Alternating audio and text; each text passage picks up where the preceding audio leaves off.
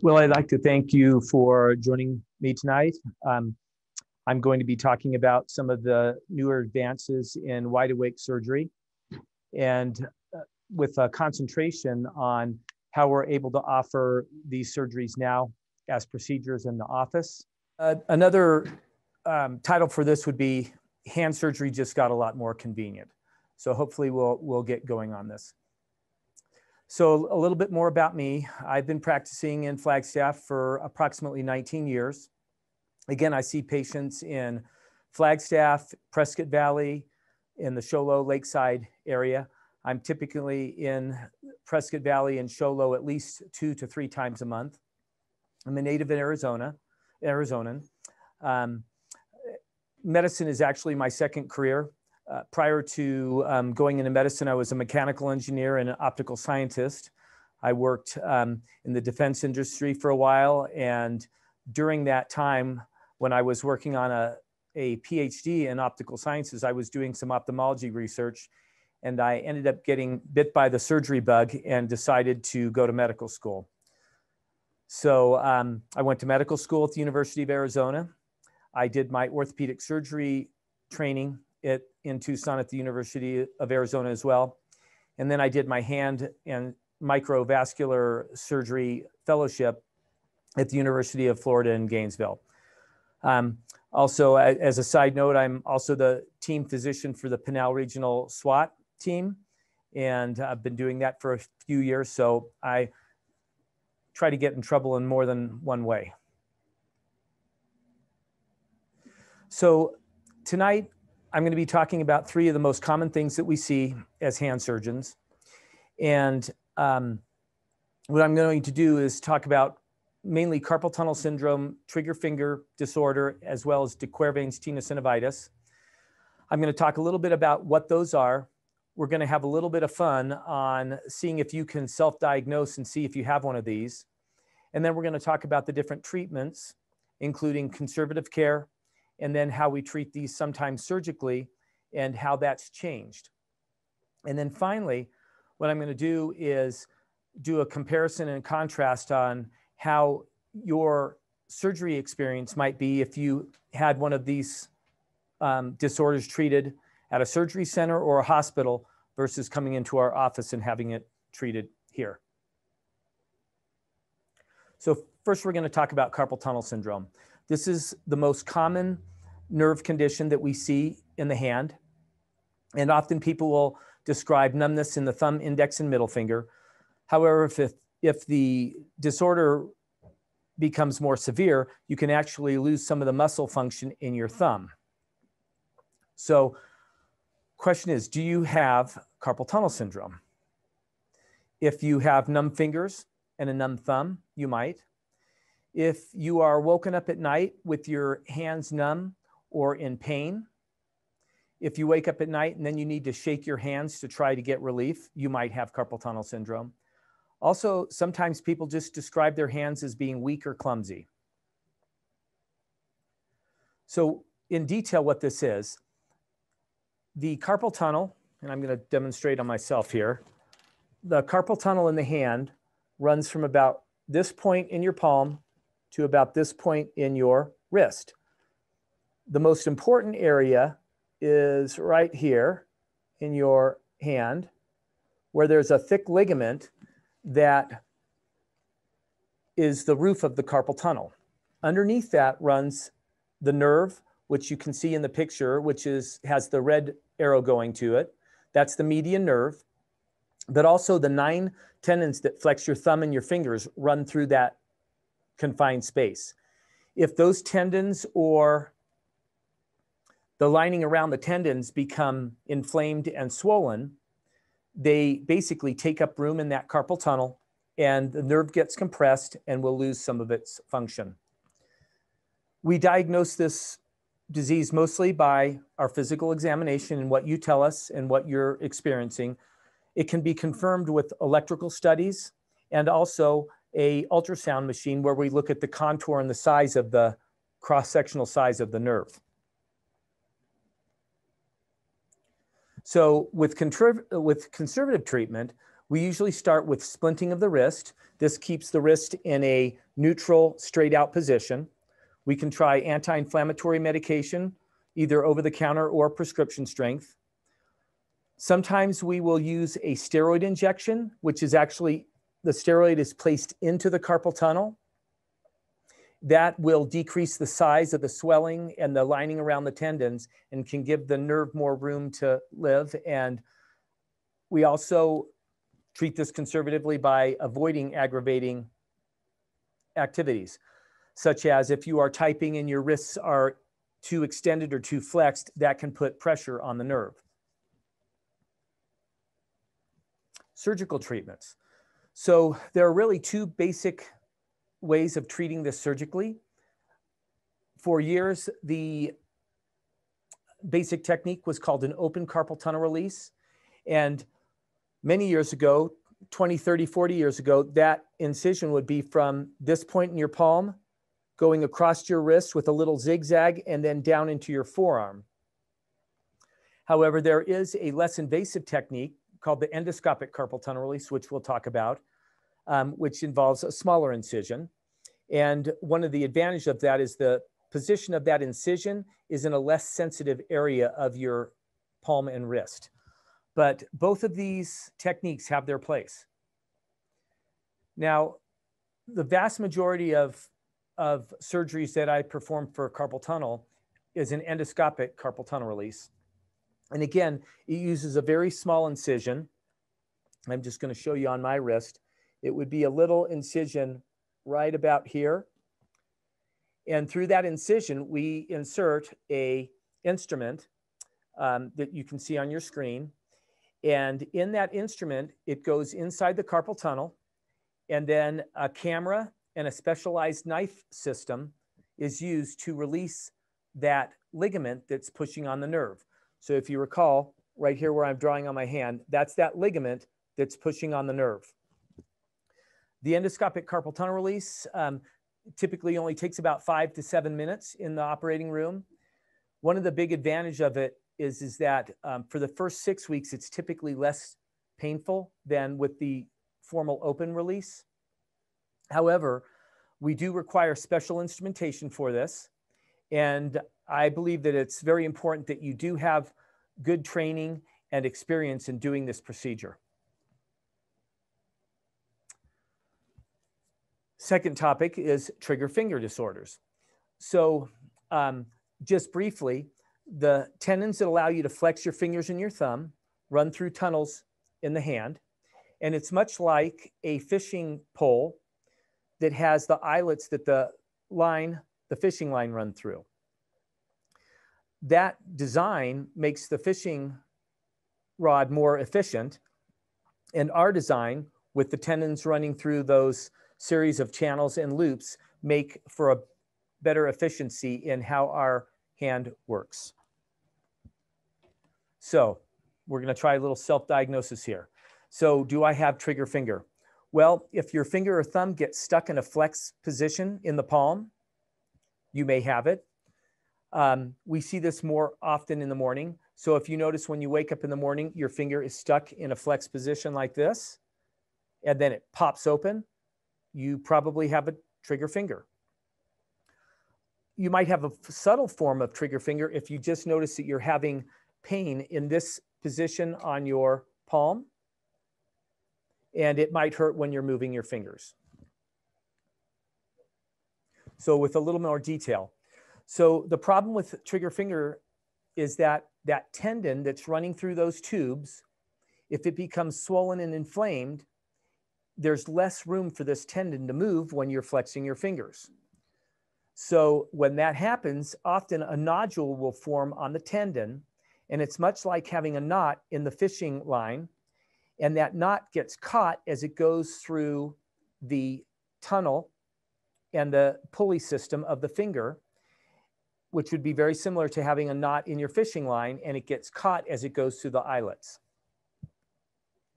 We can treat this conservatively with anti-inflammatory medications such as Aleve and Motrin. We can also try splinting the finger in an extended position to rest the tendon and then hopefully have the swelling go down. And then finally, we can try steroid injections, which again will hopefully get the swelling around the lining of the tendon to decrease.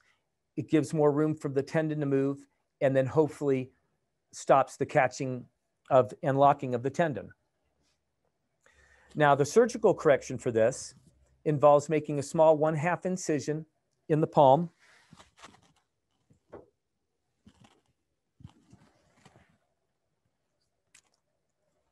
Approximately right here. And then a pair of scissors or a knife is used to split the little covering over the tendon. Once that covering is released, the tendon then can freely move in the finger, and then hopefully the clicking and catching will stop and the pain is decreased. This typically takes about 3 to 5 minutes. And for this procedure, you can have multiple anesthetic options, ranging from being completely awake to being completely asleep or somewhere in between.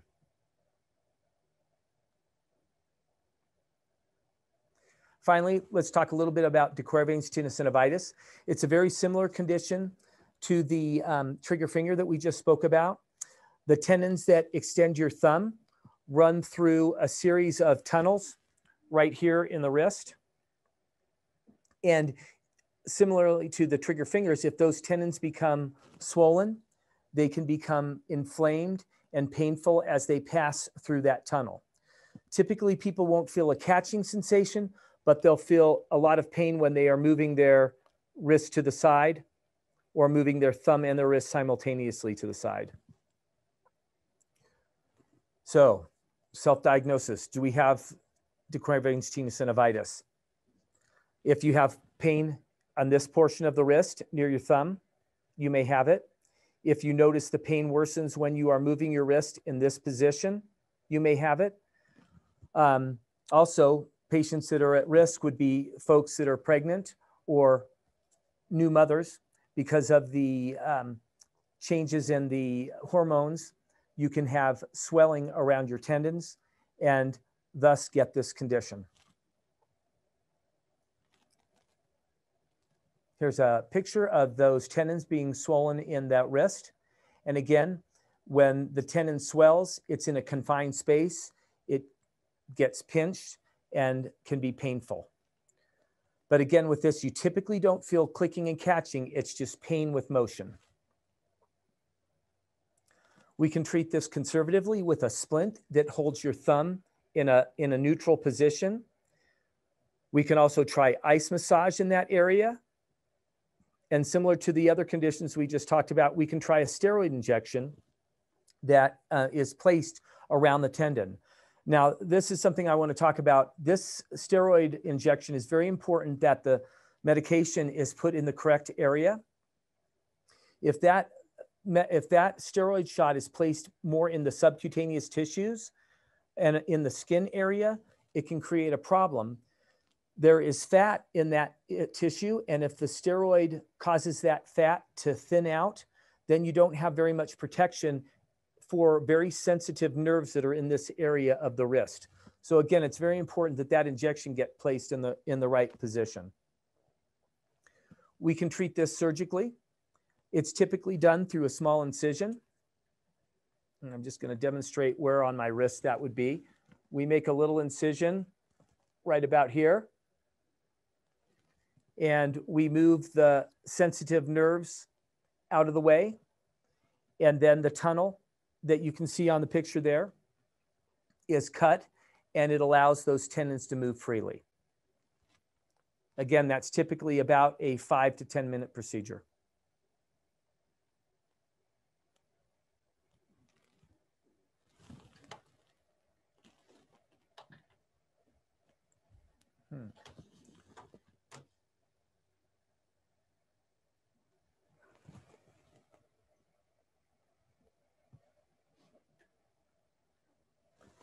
So I'd like to talk about some advancements in these treatments. So over the past years, we've had better ways of treating these with smaller incisions that are less invasive, have quicker recoveries. However, one of the things that I'd like to talk about tonight is how we're moving some of these surgeries out of surgery centers and the hospital into the clinic. And really what that means is that these surgeries have just gotten a lot more convenient for patients. The advantages of doing these surgeries in the clinic is that, again, it's a lot more convenient. There's significantly less cost because we're not paying for an operating room. We're not paying for anesthesia or anesthesiologists. There's no fasting required, so you can eat right up to the time of your procedure. We don't require any COVID testing. It's a much, much quicker process. And finally, you get to keep your clothes on.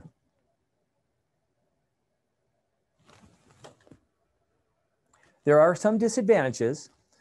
In the clinic setting, we can't treat any anxiety with medication. We also are not able to give anybody IV antibiotics.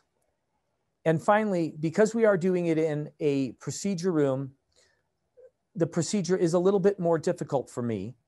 I don't have all the equipment that I might have in the operating room. I just have the equipment that's needed for that particular surgery. So I'd like to have a little bit of fun here and just give you a typical surgery center patient experience if you're going to have one of these procedures done in a surgery center. So in the clinic, we've made the decision to move forward with the surgery. The surgery plans go in, and you'll be getting a call or call into the surgery center and interviewing with a nurse. They're going to get all of your medical information and do an interview. They're also going to ask questions about anesthesia, and they'll be reviewing that with you as well.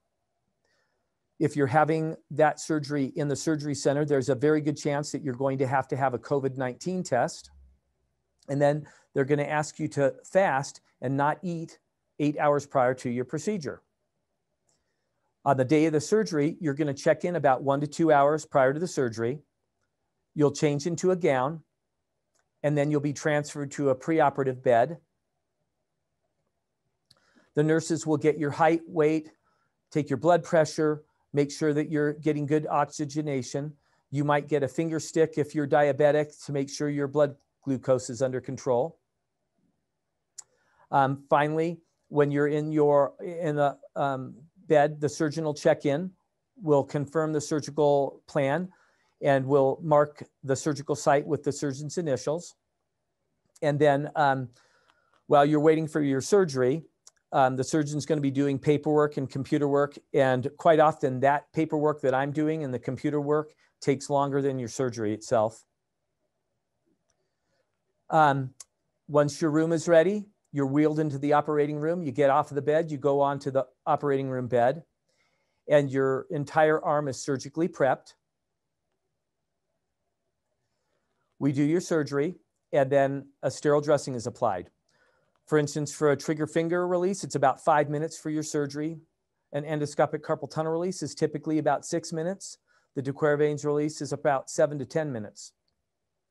The point I'm trying to make, this is a lot of work and a long run for a short slide. Now, after your surgery, you get taken back to the postoperative care unit. Your vital signs are taken again. You get dressed. You get your written instructions for your postoperative care. Your transportation is contacted. You're discharged, and you're driven home by your driver. And often, some of the surgery centers require that you have a caretaker or someone that stay with you overnight, and particularly if you have an anesthetic that either puts you to sleep or makes you very groggy. Again, this is a long run for a short slide. All of that for a 5 to 7 minute surgery. So what about having those same procedures done in the clinic? That experience is vastly different. There's no requirement for fasting. There's no requirement for medication changes. You can eat breakfast. You can drink coffee. You come into the office and you check in approximately 15 minutes prior to your procedure. You fill out any necessary paperwork that needs to be filled out in that time. We walk you back to the procedure room. You sit back in a clinic chair, and you don't have to change your clothes. You meet with the surgeon just as you would. We confirm the surgery plan, and I mark out the site with my initials and answer any additional questions that you may have. You'll lie down on the procedure bed. We'll have you roll up your sleeve, and then we're going to anesthetize the surgical site with a local anesthetic. We clean it with alcohol. We use a topical freezy spray that makes giving you that local anesthetic a little less painful. The local anesthetic is injected. That's essentially the only painful part of your in-office procedure. We use epinephrine in the local anesthetic, which will constrict the blood vessels so there'll be less bleeding, and there's typically no need for a tourniquet. At that point, the medical assistant will clean and prepare your hand with the same chemicals and cleansers that are used in the surgery center, but it's in a smaller area. We typically only drape out the hand and the wrist and just the portion of the forearm, and only expose the area that we're going to be operating on. So if it's a small area in your hand that is getting the surgery, perhaps it's a trigger finger, I'm only exposing that little area that we're making the incision on. We perform the surgery and the sterile dressings are applied. In this picture, this is actually a trigger finger being released. You can see it's a very small incision. We're using scissors to cut that little lining over top of the tendon. One of the nice things about doing this in the office is if your finger is locking and catching, when we do the surgery, we can verify that the triggering has stopped, and we can make sure that the mechanical reason for that finger locking and catching is taken care of. Again, with this surgery, the surgeon is the only person scrubbed in. I use the same magnification loops that I would in the typical surgical setting in the operating room. The main difference is we're only opening the tools that are going to be needed for this particular case.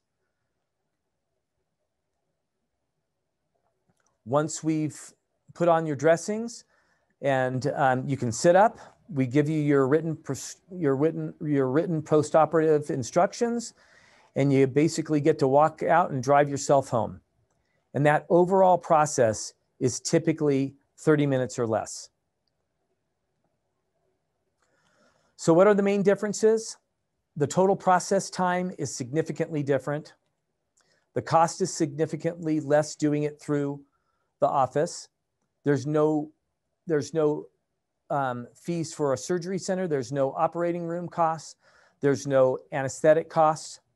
The cost is just the surgeon's fee to do that procedure.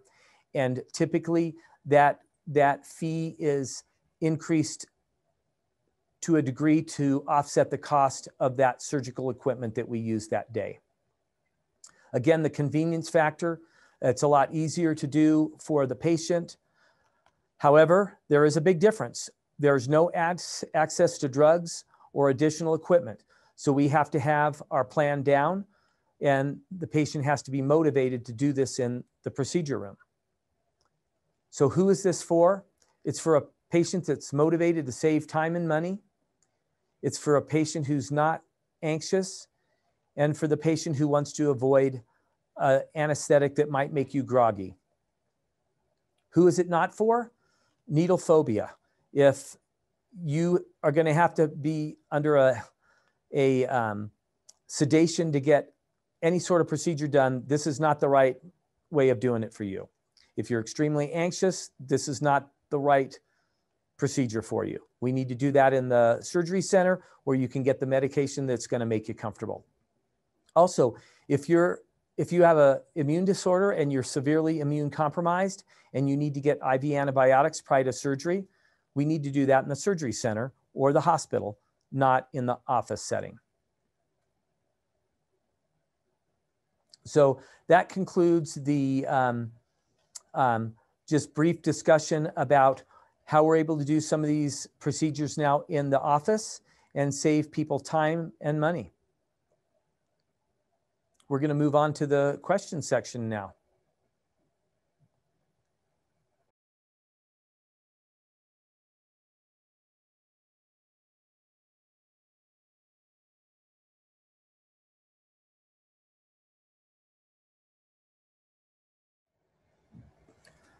So the question is, once a person has had conservative care, including injections for these type of conditions, and those have failed, and that patient has moved on to surgery, how soon can the patient use the hand after surgery? Well, typically within a few minutes. For instance, if you're doing your office procedure, such as a trigger finger release, or a de Quervain's release, or a carpal tunnel release, you are typically going to be driving yourself home, so you can use your hand. That day you can type, you can do video games, you can do basic, you can have basic use of the hand. What we do ask you not to do is get your hand soaking wet for 2 weeks. And we do need to keep the dressing on for about 3 days, so we don't want that to get dirty. And finally, at about the 3-day mark, you can take your dressing off, get in the shower, and let water run off of your hand. So you are back to using your hand quite quickly. However, for folks that have very strenuous jobs and a lot of manual labor, you may have to wait a few weeks to get back to that kind of activity. With the procedures that we talked about tonight, we're just really waiting for the skin to heal. So once the skin is healed, you can actually get back to your normal activities without any restrictions. However, you may be sore from doing those activities, but you really can do them if you can work through the pain.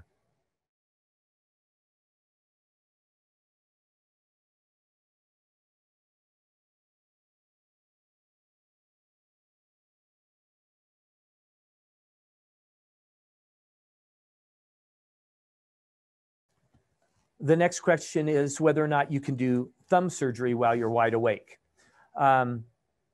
Well, we do many different types of thumb surgery. Let me give you a couple of examples.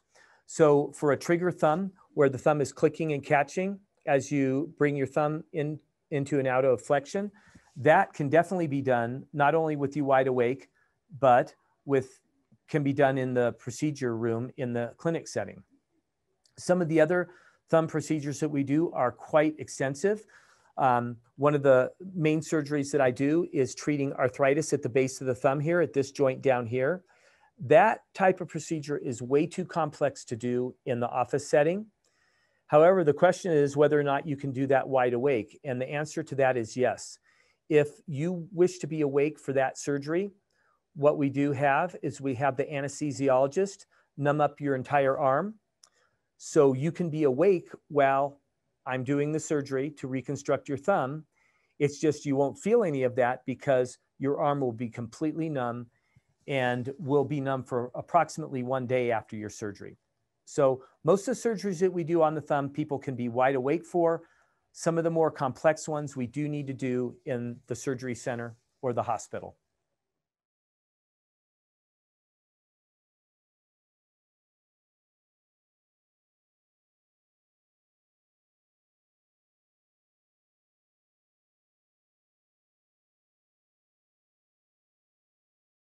Are you at more risk of getting an infection having this done in the clinic, these type of surgeries done in the clinic, versus the hospital or the surgery center? I think there is a theoretical increased risk of getting an infection doing it in the clinic setting. And the main reason being is that the cleansing protocols and the draping that we're doing is done specifically for this type of procedure, and it's confined to this area. That being said, I have seen no increases in infection rates from doing these procedures in the surgery center or doing it in the clinic. We are actually really fortunate that these type of procedures have a very, very low rate of infection. So It's just such a rare occurrence anyhow. But again, as I mentioned, if you are a high-risk patient, that you have a compromised immune system, that you would typically be required to have IV antibiotics prior to your surgery, we don't want to do that in the clinic setting. We want to do that in the surgery center or the hospital, where you can get a very strong antibiotic prior to your surgery.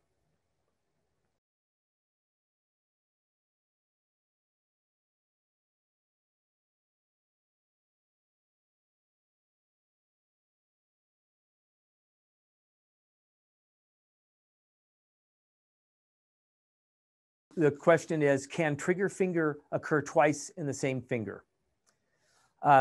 Yes, it can.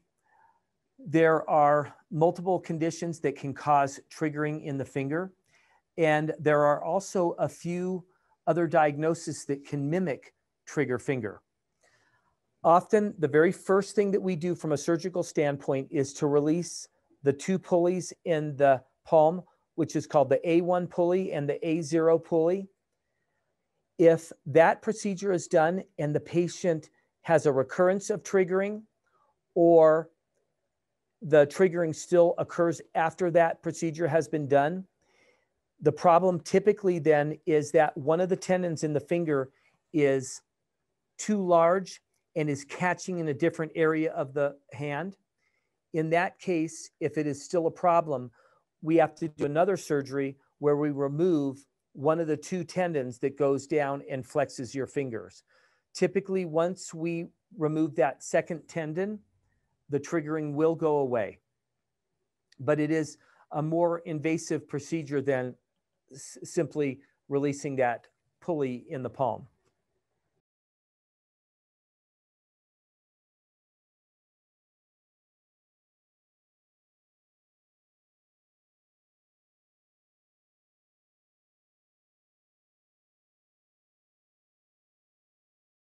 So the question is from a patient that has been recently diagnosed with Dupuytren's contracture. So just for our audience, let me just describe that.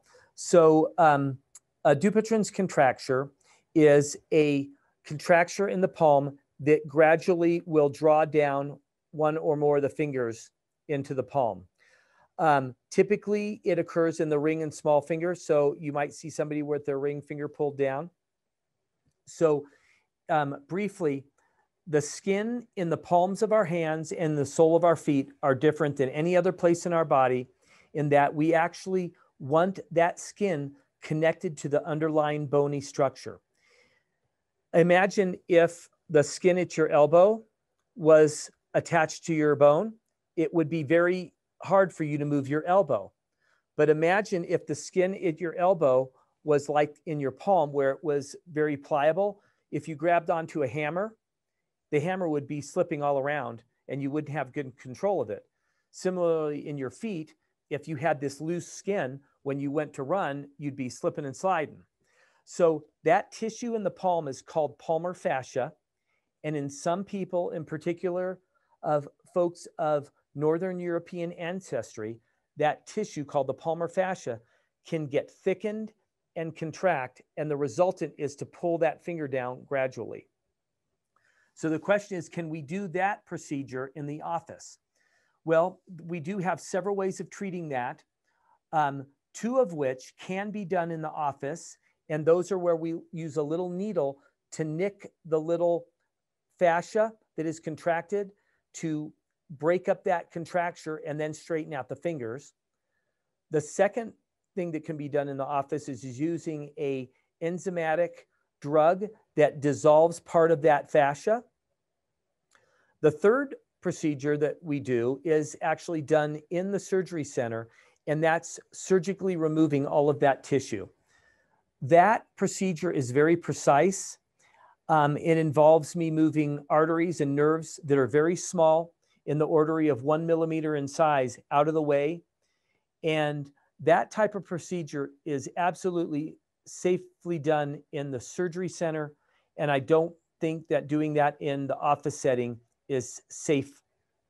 I don't have as good of lighting, and I don't think it's the best thing for the patient. So that procedure, if you decide to have the surgery, should be done in a surgery center. But again, it could be done with you completely awake.